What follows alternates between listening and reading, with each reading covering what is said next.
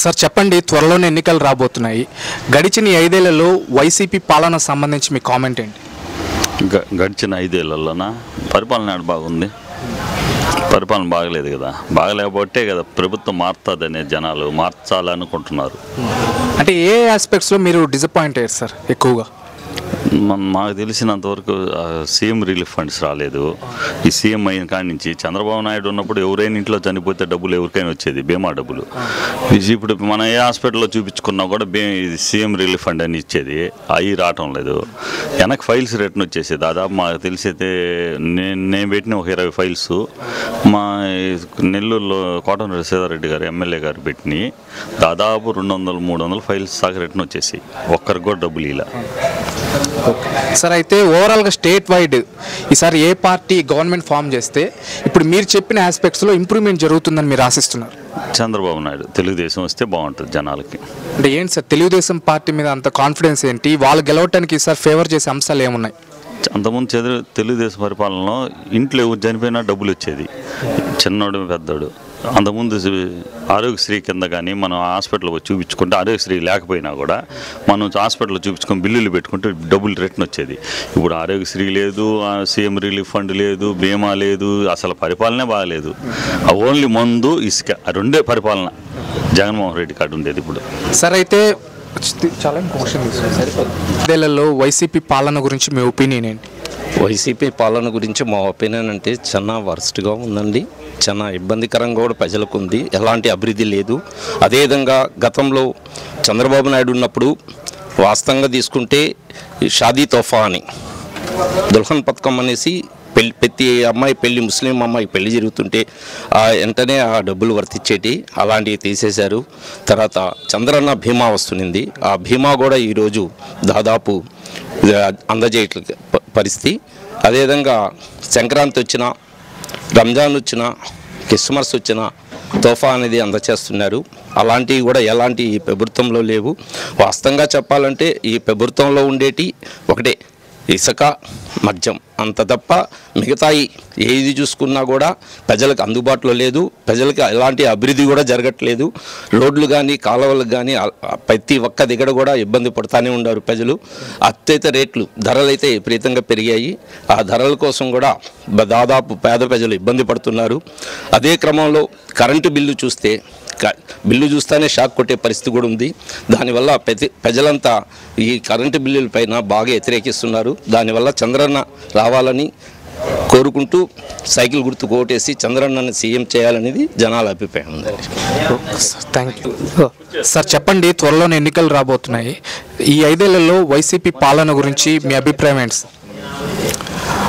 YCP పాలన ప్రస్తుతానికైతే ఒక నిరాశగానే ఉంది.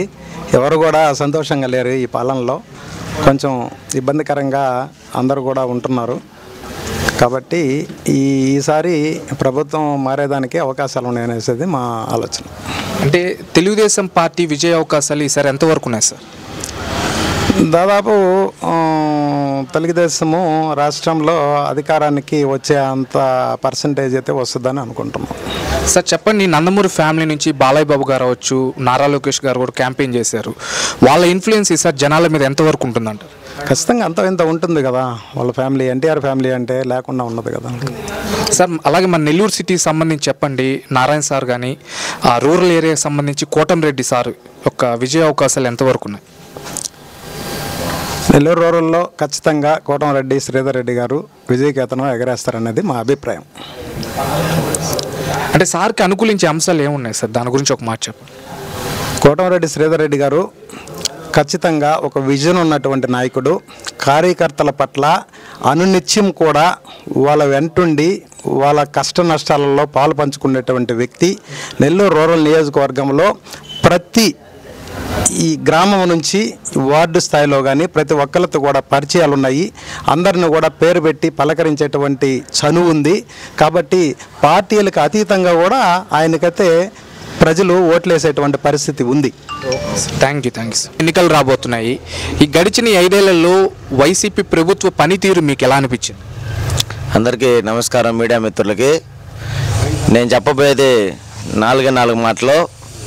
వైసీపీ పాలనలో దుర్మార్గం, అన్యాయం, అక్రమం అనేది చాలా ఎక్కువైపోయింది. ఎందుకనంటే ఒక విధంగా చూసుకుంటే అభివృద్ధి అభివృద్ధి సంక్షేమం అని చెప్పనేసి పదే పదే పదే పదే పదే డమ్ము కొట్టుకుంటున్నారు. కానీ అది ఎంతవరకు కరెక్ట్ అని చెప్పనేసి నేను ఒక ప్రజానాయకుడిగా, ఒక కార్యకర్తగా నేను అడుగుతున్నాను.